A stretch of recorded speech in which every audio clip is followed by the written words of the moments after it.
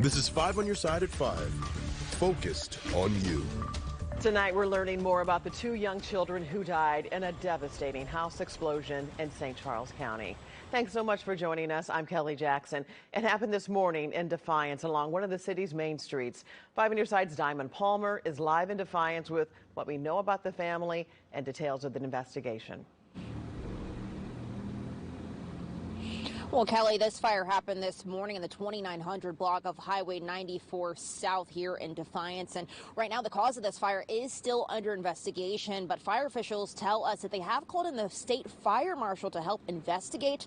Neighbors call the scene chaotic. Video from a St. Charles County council member shows how intense the flames were this morning. The St. Charles County Police Department was the first agency to respond after getting a call that 2 children were likely trapped inside of the home. Later, multiple fire departments responded and went in through a window trying to find the children. But the flames were too strong, and eventually, once the fire was put out, the young children were found dead. Tonight, a family member has identified those children as 6-year-old Jamison Kaiser and 4-year-old Julian Kaiser. Weather conditions today made for a very challenging firefighting scene, rescue scene in general. We've got a total of 6 ambulances here on scene working to rehab our firefighter partners. Obviously a really challenging day, of course, for the family and also for first responders. These are among the most difficult calls that we are called to, and our condolences are with the family today. Tonight, Good News Brewing Company will hold a vigil for this family that is, of course, grieving, and that will be at 7 p.m. But they're encouraging anyone who can to donate to the GoFundMe that they've started. It already has thousands of dollars raised. You can find that on our website, ksdk.com. Reporting live here in Defiance, Diamond Palmer, 5 on our side. Now to a developing story in St. Louis City. A man is dead after a fire raced through his apartment on North Broadway. 5 on your side's Tracy Henson was on the scene and has more on what happened. Fire crews got the call around 10:38, and this wasn't a fire with jumping flames. It was really contained to the apartment, so the rest of the complex, the residents are still able to stay here now. The one person who was inside the apartment that caught fire has died. It appears to be accidental in nature. The occupant may have been cooking. Family members told me the man who died is William Green, and he had only lived in the apartment for about a year. It was heated, so this isn't a case of someone using the stove to heat the space. That doesn't appear to be apparent. Both utilities were out to actually cut power and natural gas to the unit, so that's not the case here. Fire crews were not able to find working smoke alarms in the apartment. We did not hear any smoke alarms activated when we arrived on scene, and we haven't been able to locate any smoke alarms, functioning or non-functioning, as of this interview. The bomb and arson unit is investigating, which I'm told is standard procedure anytime someone dies in a house fire. In St. Louis, Tracy Henson, 5 on your side. Okay, brace yourself for another dangerously frigid weekend. Meteorologist Jim Castillo is here to time out this wind advisory, too. Yeah, that starts up in about an hour. So that wind advisory for the metro and the rest of the area. It sure does look beautiful out there. That sunset in just a few more minutes, but it is a cold and dry air mass that is in place here. And of course, look at this, that bitter wind chills, -5 to as low as -20. And that wind chill advisory goes until noon on Saturday. Current temperatures are in the, well, I wouldn't say single digits, but they're getting there, around 12, 13, 14 degrees. And the wind chill is below 0 already in most areas. So right now in St. Louis at the airport, 13 degrees, and that humidity is 54%. Very dry air mass in here, and a west-northwest wind at 10. Some of the gusts as high as 25 miles an hour, so it makes it feel like 0 at the airport. So gusty winds into early Saturday, and that will give us those low wind chills all the way through the night into tomorrow morning.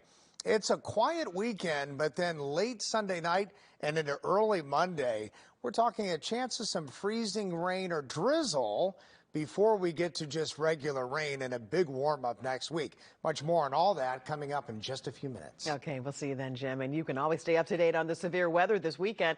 Get your weather forecast sent right to your phone. All you have to do is text the word weather to 314-425-5355, and we'll send you a link.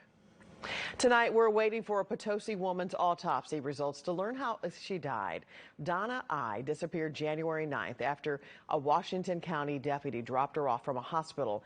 Investigators found her body on the 17th near Shirley School Road. The Major Case Squad hopes today's autopsy will answer a lot of questions.